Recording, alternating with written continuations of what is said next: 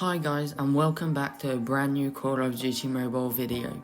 In today's video, I'll be sharing to you my top 5 guns for Season 12 of Call of Duty Mobile.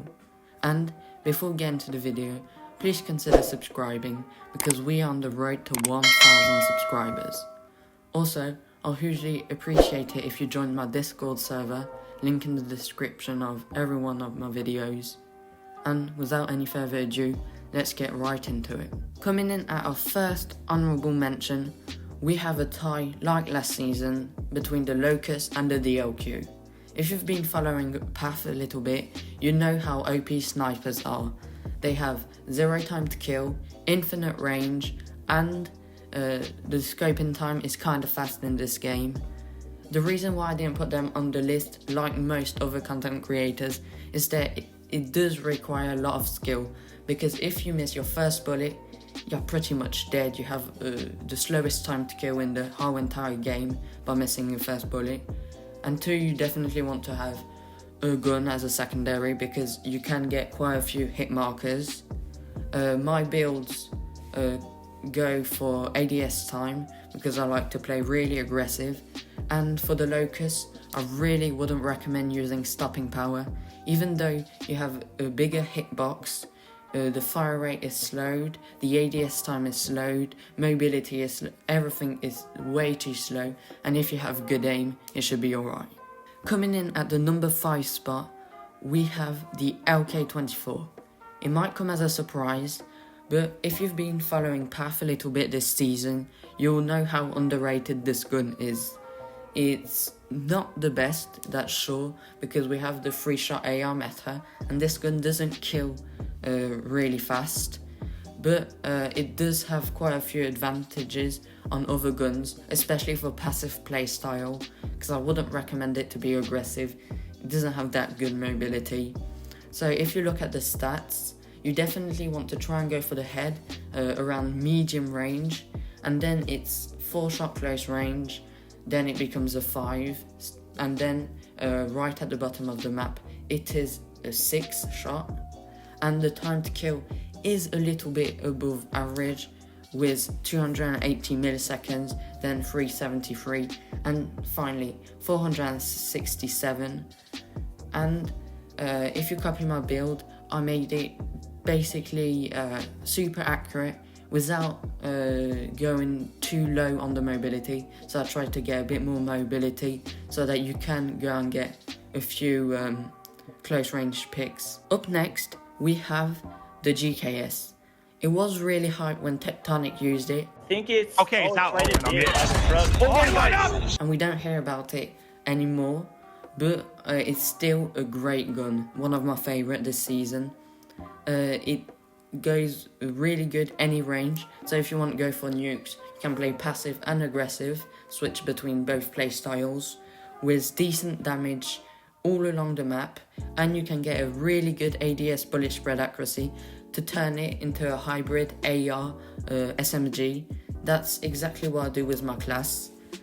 And the time to kill is really good, but you definitely want to aim for the head 20 to 30 meters to drop down the time to kill by almost 100 milliseconds. And that's it for the GKS. In the number 3 spot, we have the gun released just this season, just at the beginning, the QXR. I was actually really impressed with this gun. I thought the recoil was going to be all over the place, but it's actually super manageable. It's easy to control, and the time to kill is insane with not that high damage, but the fire rate, especially if you've put enhanced bolt, you can make the fire rate really fast, and the magazine size is 40 without even using the extended mag, so you don't want to use an extended mag. You can use my Gunsmith. I go for a balanced gun, like range, I put the monolithic for range, and then I do mobility and recoil control, and ADS bullet spread too, so I go for a bit everything so that I can use it very versatile, and I think it's definitely one of your go-to aggressive guns. So the 2 last guns really depend on your playstyle, but I decided to put the DRH in number 2 spot just because it is so inconsistent. You could build for only ADS bullet spread accuracy, it's not going to shoot straight. I'm telling you, it's never going to shoot straight. And two, you have to use OTM, so it takes off an attachment, and OTM only works on the chest for those that don't know. If you shoot lower chest, it will be a 4-shot, and it's only good when you 3-shot, or then it has a really slow time to kill.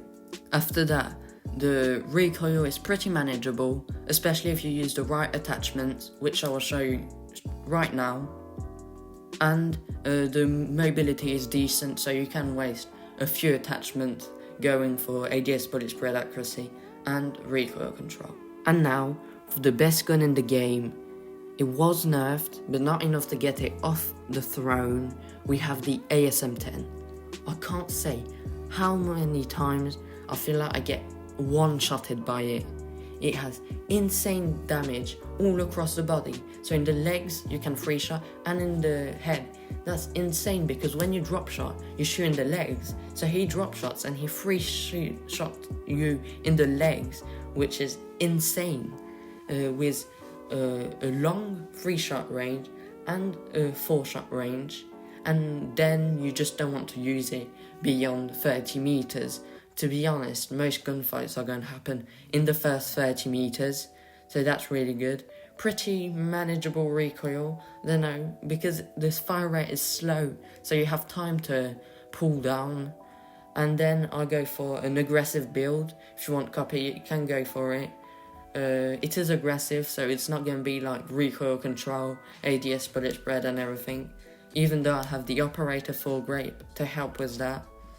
But if you're a noob, which everyone is at one point, fire rate is slow, so it will be complicated to get all your bullets on it. So I'll recommend going probably for the GKS or the LK24 at the beginning. Hope you enjoyed the video. If you did, like and sub, and see you in my next one.